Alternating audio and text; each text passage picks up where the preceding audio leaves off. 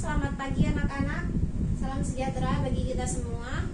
Nah, sebelum kita memulai pelajaran, Ibu harap kalian membersihkan semua suasana kelas ini. Sampah-sampahnya tolong dibawa keluar agar suasana pembelajaran semakin memotivasi kita. Oke, Ibu beri waktu 3 menit.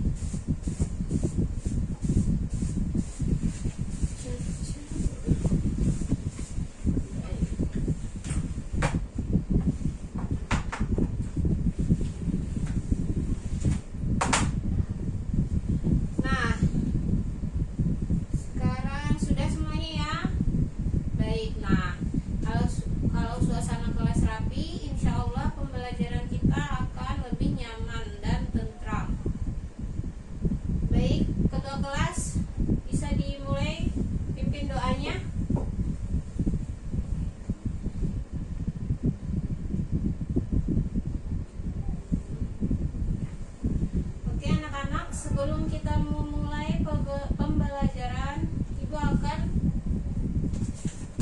mengecek kehadiran kalian ya. Arin, Elis, Elsa, Arsy, Zivana, Wildan, Lydia. Alhamdulillah semuanya hadir ya. Baik anak-anak, suatu kesyukuran yang harus selalu kita syukuri,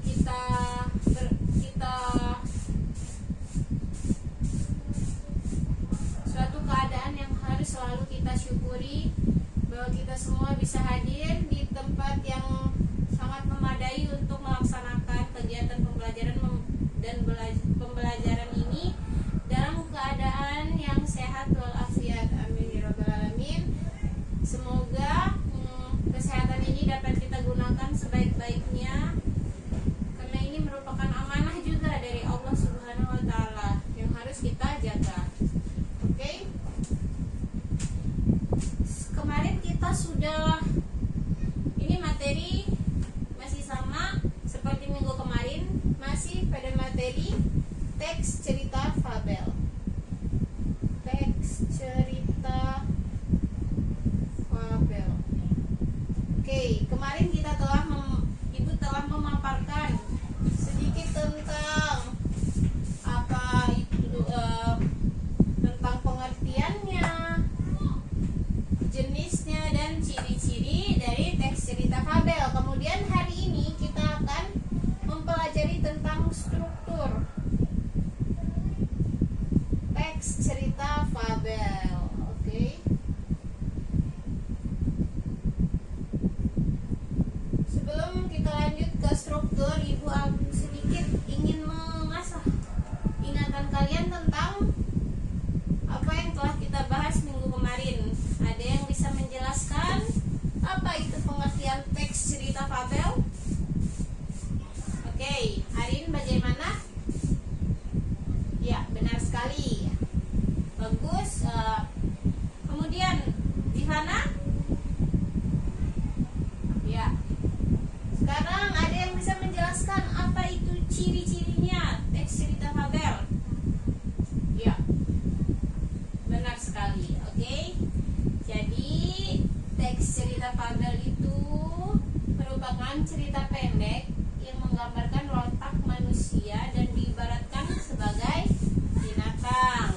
Nah, kemudian Ibu rasa untuk pembelajaran kemarin masih hangat tertanam dalam pikiran kalian ya. Semoga bisa bertahan selamanya. Baik, selanjutnya kita akan masuk ke struktur teks cerita fabel. Nah, seperti teks-teks lainnya, teks fabel memiliki strukturnya sendiri. Fabel dimulai dengan orientasi, mengarah ke komplikasi, lalu berlanjut ke resolusi dan koda. Nah, oke. Jadi strukturnya ini ada 4 ya. 4. Yang pertama ada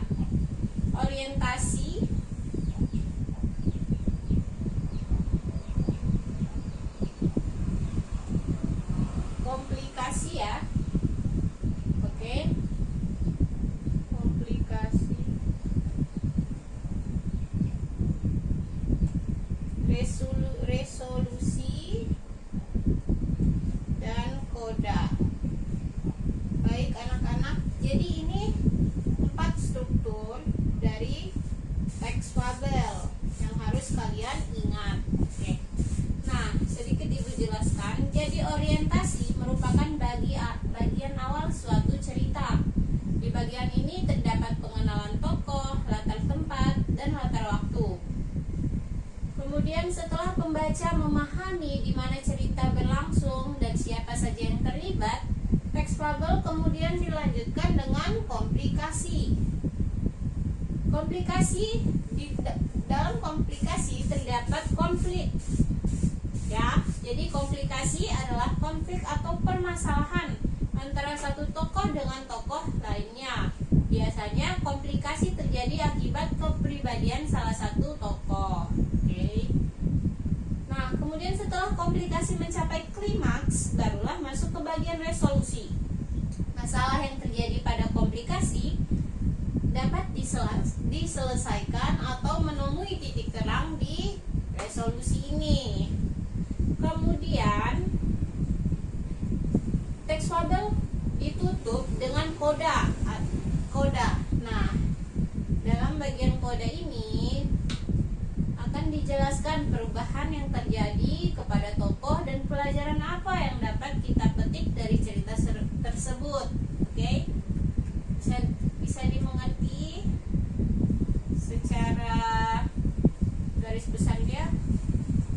Orientasi, komplikasi, resolusi, dan koda. Baik.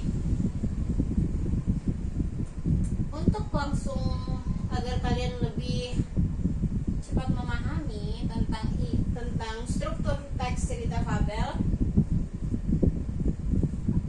ada baiknya kalian langsung ke membuka teks cerita fabel dalam buku LKS-nya. Buku LKS-nya di bawah semua. Oke, siapa yang tidak bawa silakan angkat tangan. Iya. Jadi untuk harus kalian pahami dan selalu ingat, ini udah Ibu ulang beberapa kali. Ibu tidak hanya menilai kemampuan kalian dalam memahami tentang materi-materi yang kita pelajari, akan tetapi kedisiplinan, kerajinan kalian, sifat-sifat kalian juga menjadi penentu nilai-nilai kalian, ya. Tolong dicatat dan diingat. Baik. Nah, sekarang yang tidak punya bisa merapat ke temannya yang punya, ya. Sekarang kita langsung ke membaca teks fabel dari tentang apa itu? Kura-kura dan monyet, ya. Kura-kura dan monyet yang rakus. Baik.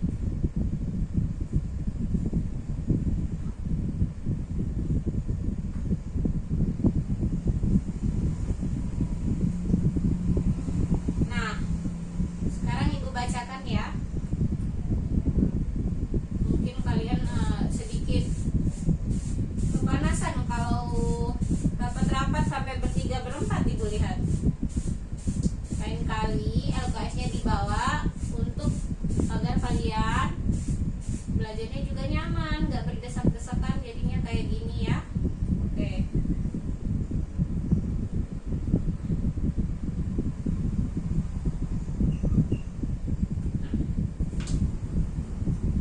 Di tepi hutan hiduplah seekor monyet dan seekor kura-kura.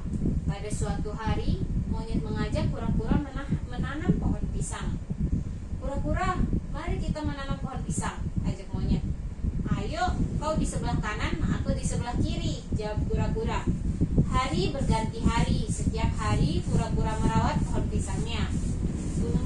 Tumbuhlah pohon pisangku, kura-kura bernyanyi riang.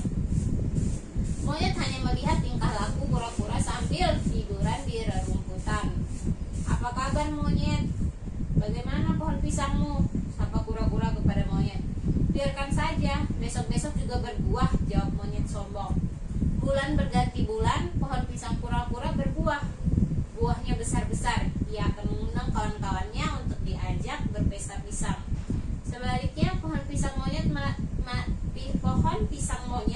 mati karena tidak dirawat. Pisang tanaman kura-kura siap dipanen. Bagaimana cara memetik buah pisang ini? Pikir kura-kura. Mungkin monyet mau membantuku. Kura-kura lalu meminta bantuan kepada monyet. Maukah kamu membantuku memetik buah pisang ini? Tanya kura-kura. Aku bersedia, tetapi buah pisang itu nantinya dibagi dua, jawab monyet. Baik, jawab kura-kura. Monyet lalu memanjat pohon pisang kura-kura. Bau harum buah pisang menggoda selera monyet. Dia lupa akan janjinya. Kura-kura menunggu di bawah pohon pisang. Monyet, mana pisang bagianku? Teriak kura-kura. Sebiji pun tidak ada, jawab monyet rakus. Monyet, ini pohon pisangku, rengek kura-kura hampir menangis. Salah sendiri, mengapa tidak bisa memanjat pohon, ejek monyet. Kura-kura mulai menangis. Hatinya sedih bercampur marah. Dia lalu menggoyang-goyang pohon pisang. Tiba-tiba, bruk, pohon pisang itu tumbang. Monyet itu jatuh, dia mengerang kesakitan, tubuhnya tertimpa batang pohon pisang. Ampun kura-kura, tolong aku menyesal, kata monyet. Tetapi kura-kura sudah berlalu, dia mencari sahabat baru. Nah, setelah mendengarkan cerita yang ibu bacakan, apa sih yang terlintas di dalam pikiran kalian tentang cerita ini? Nah, oke. Baik. Zikri? Ya, jawaban yang menarik. Nah, ibu rasa kalian sudah paham tentang amanat atau pesan yang ingin disampaikan oleh cerita itu. Sekarang ibu ingin kalian coba mengonstruksi cerita tersebut. Mana yang bagian orientasi, mana yang bagian komplikasi, mana yang bagian resolusi, dan mana yang bagian koda. Oke. Ibu beri waktu 15 menit untuk kalian mengonstruksi cerita tersebut ke dalam bagian-bagian ini. Bisa didiskusikan ya bersama, karena kita kekurangan LKS. Ibu harap semuanya bisa bekerja sama. Baik, waktunya 15 menit dari sekarang.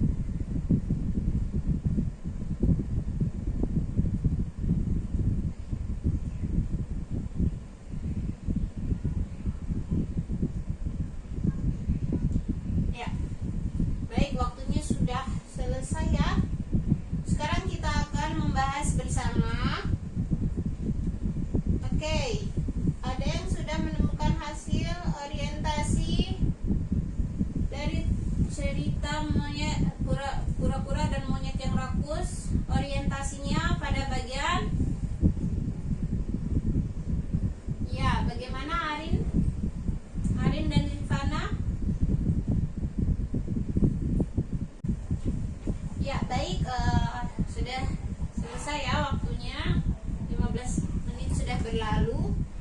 Sekarang ada yang sudah bisa menentukan mana orientasi, komplikasi, resolusi, dan koda dari cerita monyet kura-kura dan monyet yang rakus? Oke. Ayo, siapa yang ingin mencoba? Jangan takut salah ya.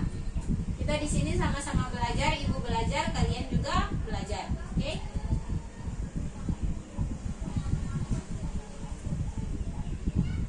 Iya. Bagaimana? Ayu mau mencoba?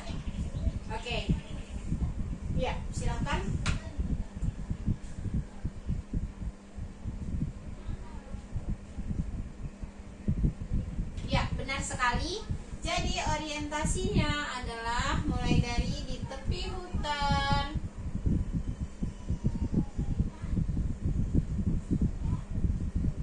Hiduplah monyet. Iya, hiduplah seekor monyet dan seekor kura-kura. Ya, kemudian komplikasinya. Oke, komplikasinya dimulai dengan ya, bagaimana? Arin mau mencoba? Oke. Komplikasinya ya, benar sekali. Jadi komplikasinya dimulai dari monyet yang tidak mau menyiram pohon pisangnya dan bermalas-malasan sambil tidur di rerumputan. Kemudian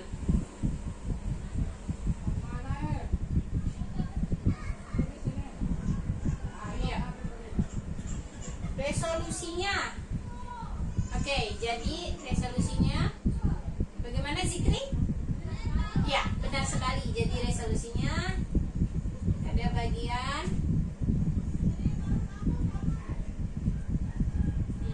pintar, bagus. Monyet yang tidak mau menuruti atau menepati janjinya ya. Kemudian kodanya adalah pura-pura berlalu, ia mencari sahabat baru. Baik, oke, Ibu rasa kalian sudah paham tentang struktur dan teks cerita fabel dalam cerita pura-pura dan monyet yang rakus. Nah, untuk agar Ibu lebih tahu sampai di mana pemahaman kalian, Ibu akan memberikan tugas yang sama, menentukan orientasi, komplikasi, resolusi, dan koda. Akan tetapi cerita yang akan kalian konstruksi adalah buaya